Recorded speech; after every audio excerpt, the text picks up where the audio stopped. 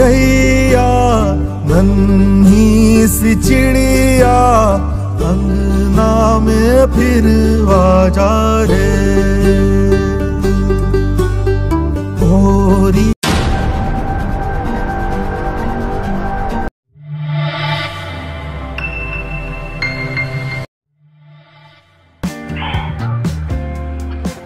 ಕೋಲ್ಕತ್ತಾ ವೈದ್ಯ ಮರ್ಡರ್ನ ಆತಂಕಕಾರಿ ವಿಚಾರ ಹೊರಹಾಕಿದ ಸಿಬಿಐ. ಆರ್ಜಿಕರ್ ಆಸ್ಪತ್ರೆಯಲ್ಲಿ ಟ್ರೇನಿ ವೈದ್ಯ ಮೇಲೆ ನಡೆದ ಅತ್ಯಾಚಾರ ಮತ್ತು ಕೊಲೆ ಪ್ರಕರಣಕ್ಕೆ ಸಂಬಂಧಿಸಿದಂತೆ ತನಿಖೆ ನಡೆಸುತ್ತಿರುವ ಸಿಬಿಐಗೆ ಆಘಾತಕಾರಿ ವಿಚಾರಗಳು ಬೆಳಕಿಗೆ ಬಂದಿವೆ. ಮೇಲ್ನೋಟಕ್ಕೆ ಸಂಜಯ್ ರಾವ್ ಎಂಬಾತನ ಕಾಮದಾಹಕ್ಕೆ ವೈದ್ಯ ಬಲಿಯಾದಳು ಎಂದೆನಿಸಿದರೂ ಇದನ್ನು ಕೆದಕುತ್ತಾ ಹೋದ ಸಿಬಿಐ ಅಧಿಕಾರಿಗಳಿಗೆ ಬೇರೆಯೇ ಅಂಶಗಳು ಬೆಳಕಿಗೆ ಬಂದಿವೆ. ಕಾಲೇಜಿನಲ್ಲಿ ನಡೆಯುತ್ತಿದ್ದ ಲಂಚ, ಅಕ್ರಮ ಔಷಧ ದಂಧೆಗೆ ವೈದ್ಯ ಬಲಿಯಾಗಿರಬಹುದು ಎಂದು ಸಿಬಿಐ ತನಿಖಾಧಿಕಾರಿಗಳು ಸಂಶಯ ವ್ಯಕ್ತಪಡಿಸಿದ್ದಾರೆ. ಆರ್ಜಿಕರ್ ಮೆಡಿಕಲ್ ಕಾಲೇಜಿಗೆ ಸರ್ಕಾರದಿಂದ ಬರುತ್ತಿದ್ದ ಕೋಟ್ಯಾಂತರ ರೂಪಾಯಿ ಮೌಲ್ಯದ ಔಷಧಗಳನ್ನು ಅಕ್ರಮವಾಗಿ ಖಾಸಗಿಯವರಿಗೆ ಮಾರಾಟ ಮಾಡಲಾಗ್ತಾ ಇತ್ತು. ಇದರಲ್ಲಿ ಮೆಡಿಕಲ್ ಸಿಂಡಿಕೇಟ್ ಒಳಗೊಂಡಿತ್ತು.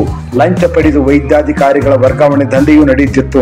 ಈ ಎಲ್ಲಾ ವಿಚಾರಗಳನ್ನು ತಿಳಿದ ವೈದ್ಯೆ ಪ್ರತಿಭಟಿಸಿದ್ದರಿಂದ ಆಕೆಯ ಮೇಲೆ ಇಷ್ಟು ಕ್ರೂರವಾಗಿ ಅತ್ಯಾಚಾರ ನಡೆಸಿ ಕೊಲೆ ಮಾಡಿರಬಹುದು ಎಂದು ತನಿಖಾಧಿಕಾರಿಗಳು ಸಂಶಯಿಸಿದ್ದಾರೆ. ಇನ್ನು ಪ್ರಕರಣಕ್ಕೆ ಸಂಬಂಧಿಸಿದ ಈಗಾಗಲೇ ಕಾಲೇಜಿನ ಪ್ರಿನ್ಸಿಪಾಲ್ ಡಾಕ್ಟರ್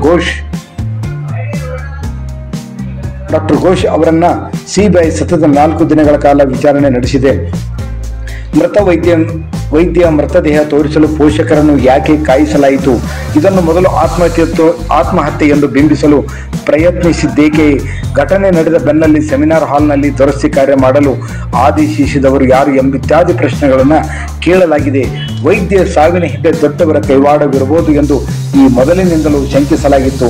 ಸಂಜಯ್ ರಾವ್ ಒಬ್ಬನೇ ಈ ಕೃತ್ಯ ನಡೆಸಲು ಸಾಧ್ಯವಿರಲಿಲ್ಲವೆಂದು ಮೃತಳ ಪೋಷಕರು ಹೇಳುತ್ತಲೇ ಬಂದಿದ್ದಾರೆ. ಅಲ್ಲದೆ ಕಾಲೇಜಿನಲ್ಲಿ ಡ್ರಗ್ಸ್ ದಂಧೆ ನಡೆಯುತ್ತಿದೆ, ಇದರ ಬಗ್ಗೆ ಮೃತ ವೈದ್ಯಗೆ ಗೊತ್ತಿತ್ತು ಎಂದು ಸಹೋದ್ಯೋಗಿಗಳು ಅನುಮಾನ ವ್ಯಕ್ತಪಡಿಸಿದ್ದಾರೆ.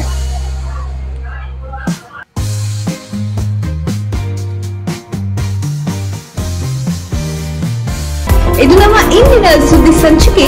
ಮತ್ತಷ್ಟು ಸುದ್ದಿಗಳಿಗಾಗಿ ನೋಡ್ತಾ ಇರಿ ಸಾಮ್ ಟಿವಿ. ಮತ್ತೆ ಭೇಟಿಯಾಗೋಣ ಮುಂದಿನ ಸಂಚಿಕೆಯಲ್ಲಿ. Thank you.